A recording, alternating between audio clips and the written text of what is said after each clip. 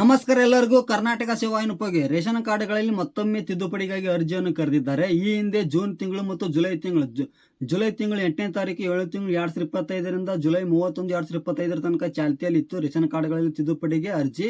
ಈಗ ಮತ್ತೊಮ್ಮೆ ಪಡಿತರ ಚೀಟಿ ಸೇರ್ಪಡೆ ಮತ್ತು ತಿದ್ದುಪಡಿಗೆ ಮರು ಅವಕಾಶ ಕಲ್ಪಿಸಿದರೆ ಅಂತಲೇ ಹೇಳ್ಬೋದು.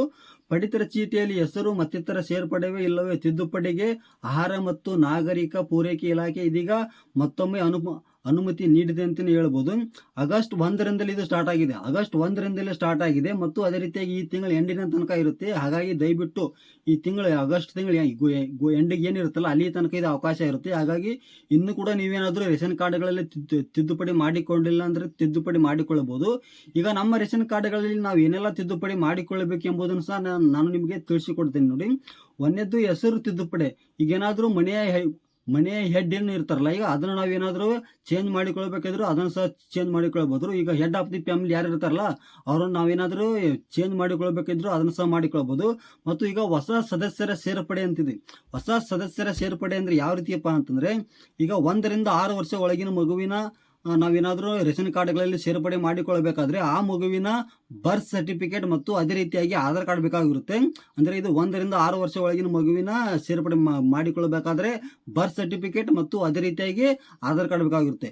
ಈಗ ಒಂದು ವೇಳೆ ನಾವೇನಾದರೂ 6 ವರ್ಷಕ್ಕಿಂತ ಮೇಲ್ಪಟ್ಟವ್ರದ್ದು ನಾವು ರೇಷನ್ ಕಾರ್ಡ್ಗಳಲ್ಲಿ ಏನಾದರೂ ಸೇರ್ಪಡೆ ಮಾಡಿಕೊಳ್ಳಬೇಕಾದ್ರೆ ಅವರದು ಕಾಸ್ಟ್ ಇನ್ಕಮ್ ಅಂದರೆ ಜಾತಿ ಆದಾಯ ಪ್ರಮಾಣ ಪತ್ರ ಮತ್ತು ಅದೇ ರೀತಿಯಾಗಿ ಆಧಾರ್ ಕಾರ್ಡ್ ಬೇಕಾಗಿರುತ್ತೆ. ಇದನ್ನು ಸಹ ತೆಗೆದುಕೊಂಡು ಹೋಗಿ ನಾವು ಸೇರ್ಪಡೆ ಮಾಡಿಕೊಳ್ಳಬೇಕು.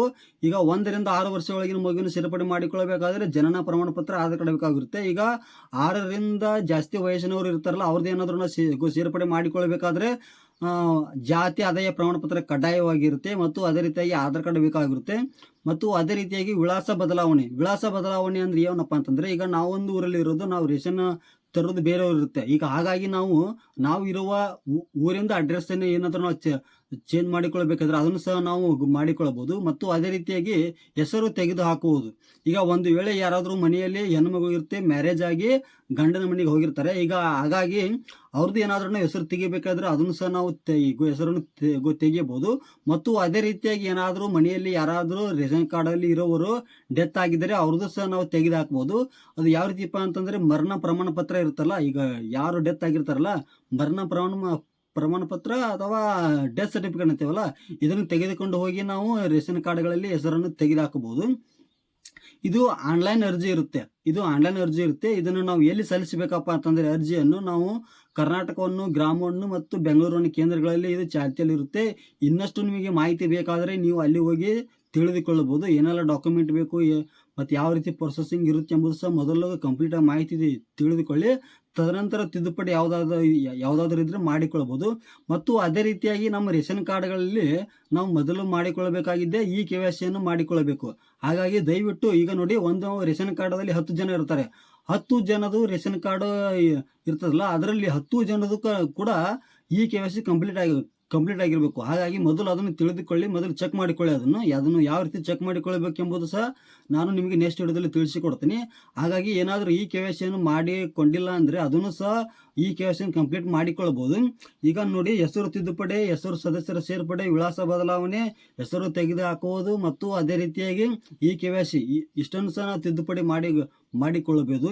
ಮತ್ತು ಅದೇ ರೀತಿಯಾಗಿ ಈಗ 2023ರಿಂದ ಏನು ರೇಷನ್ ಕಾರ್ಡ್ಗೆ ಹೊಸ ಅರ್ಜಿಗೆ ಸಲ್ಲಿಸಿದ್ರಲ್ಲ, ಅವ್ರದ್ದು ಏನಾದರೂ ಈಗ ಆಗಸ್ಟ್, ಸೆಪ್ಟೆಂಬರ್, ಅಕ್ಟೋಬರ್ ತಿಂಗಳಲ್ಲಿ ಬರುವ ಚಾನ್ಸಸ್ ಜಾಸ್ತಿ ಇರುತ್ತೆ ರೇಷನ್ ಕಾರ್ಡು. ಹಾಗಾಗಿ ದಯವಿಟ್ಟು ಅಲ್ಲಿ ತನಕ ವೇಟ್ ಮಾಡಿ.